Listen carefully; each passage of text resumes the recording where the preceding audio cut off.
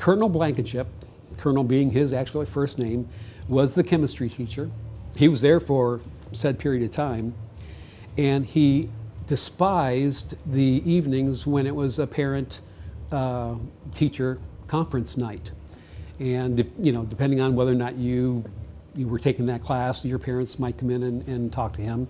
But what he would do is, prior to the hour, whether it was 6 or 6:30 that night for the parents to start showing up, he would mix up, and I think it was butyric acid, which smelled like monkey vomit.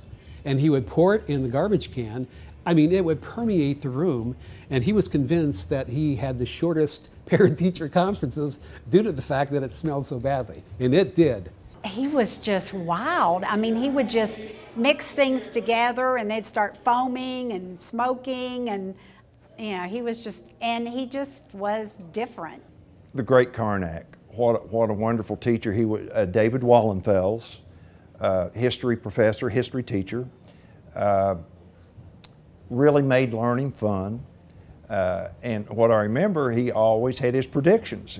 As Karnak the Great, football season was on Friday, basketball season, it was whenever game day was, he'd have his predict how many points we would win or lose by, and he didn't always pick us to win either, so he was no dummy.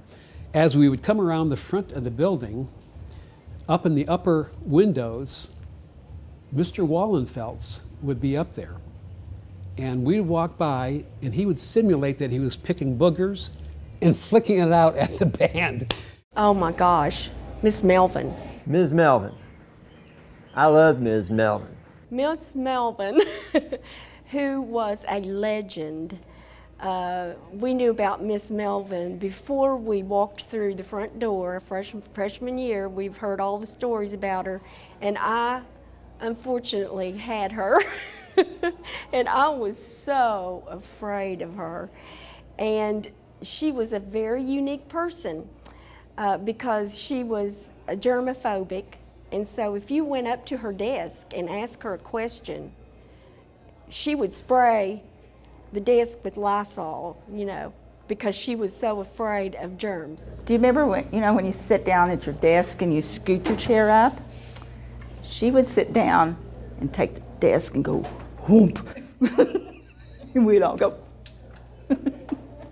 Everybody thought of was Mrs. Melvin and the math, and how, you know, can you imagine kids going into class today and being told they have to clean their desks, you know, and so, because we always had to clean, once a week, we cleaned our desks, the tops, washed them, dried them.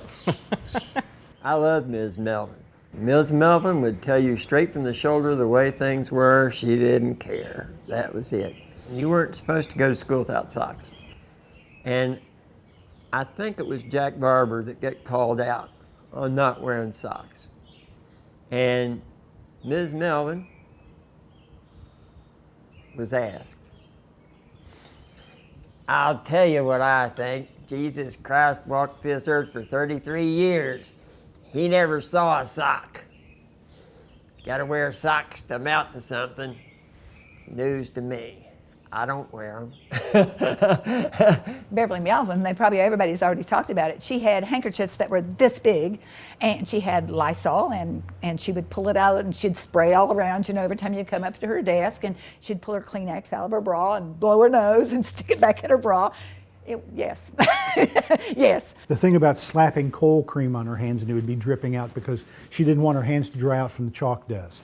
She'd shove her dress down between her legs, and there were so many that I couldn't believe I had forgotten, but when you see them and go, oh yeah, she always did that. I'd rather draw a devil than be in Mrs. Melvin's class.